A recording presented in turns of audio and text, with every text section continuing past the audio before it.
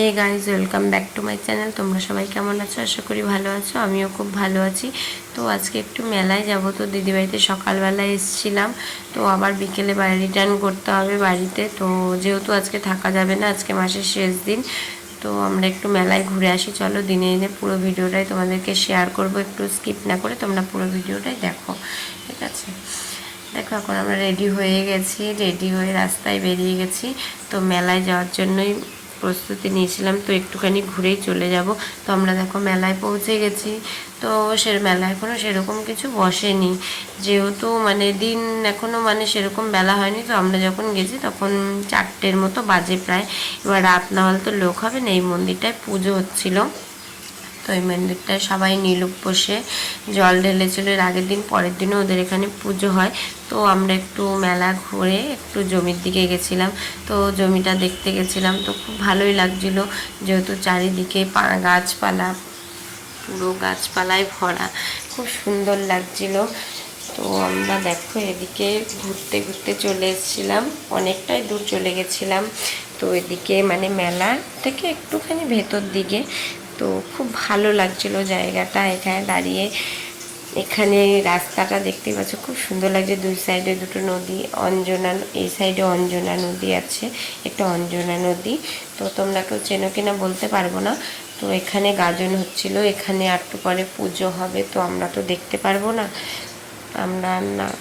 আমরা তো দেখতে পারবো না, বললে এখানে পুজো হবে কিন্তু আমাদের বাড়ি ফিরতে হবে, যেহেতু এই কারণে আমরা দেখতে পারবো না। এখানে দেখো সব সন্ন্যাসীগুলো বসেছিল যে পুজো করবে দেখে, তাই আবার আমরা ঘুরে ফিরে আবার মেলায় চলে আসলাম।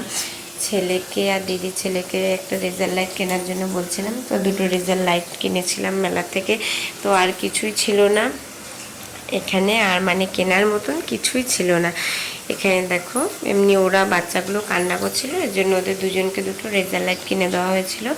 তো এখানে এই মেলাতে আর কিছু ছিল না। এদিকে একটা দোকান ছিল, দেখতেই পাচ্ছ কী কী আছে, মানে গলার মালা, তুলসী মালা টালা এইসবই ছিল। আর এদিকে একটা এগরোলের দোকান ছিল, আর ওই সাইডে একটা মিষ্টির দোকান ছিল।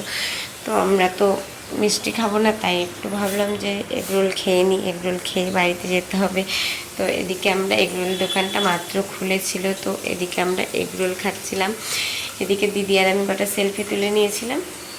তো এদিকে ওর বাচ্চাগুলো খেলা করছে, আমার ছেলে আছে, দিদির ছেলে আছে, ওরা খেলা করছে। এদিকে আমাদের এগরোল রেডি হচ্ছিল তখন।